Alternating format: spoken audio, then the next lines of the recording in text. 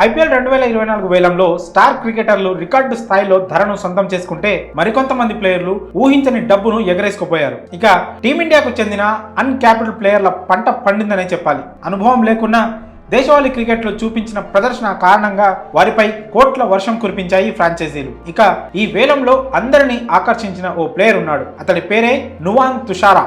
శ్రీలంకకు చెందిన ఈ పేసర్ కు ముద్దు పేరు ఇంకోటి ఉంది. తుషారాను క్రికెట్ ప్రేమికులు జూనియర్ మలింగా అని పిలుచుకుంటారు. మలింగా స్టైల్లోనే బౌలింగ్ చేస్తూ ప్రపంచ క్రికెట్ ను తన వైపు ఆకర్షించుకున్నాడు. ఇక తాజాగా జరిగిన వేలంలో ముంబై ఇండియన్స్ అతడిని 4.8 కోట్లకు దక్కించుకుంది. ఈ యంగ్ పేసర్ ఖచ్చితమైన లైన్ అండ్ లెంత్ తో బంతులు సంధించడంలో సిద్ధాస్తుడు. వికెట్ టు వికెట్ బంతులను వేయడంలో దిట్ట.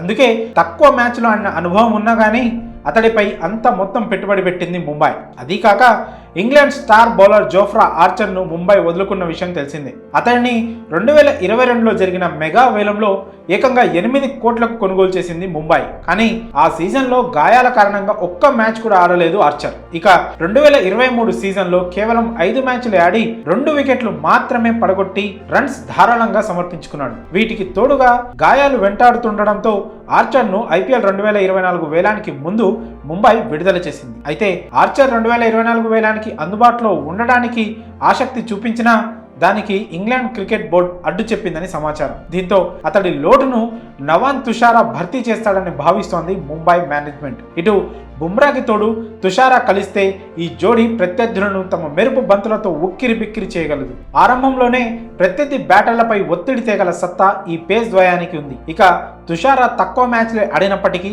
తన పేస్ పదును చూసిన వారంతా ఫిదా కావాల్సిందే. అంతలా అతడు బంతులను సంధిస్తూ ఉంటాడు. మరి ముంబై ఇండియన్స్ టీంలోకి వచ్చిన జూనియర్ మలింగా ఏ మేరకు రాణిస్తాడో వేచి చూడాలి. మరి ఈ జూనియర్ మలింగాను ముంబై అంత భారీ ధర వెచ్చించి కొనుగోలు చేయడంపై మీ అభిప్రాయాలను కామెంట్స్ రూపంలో తెలియజేయండి.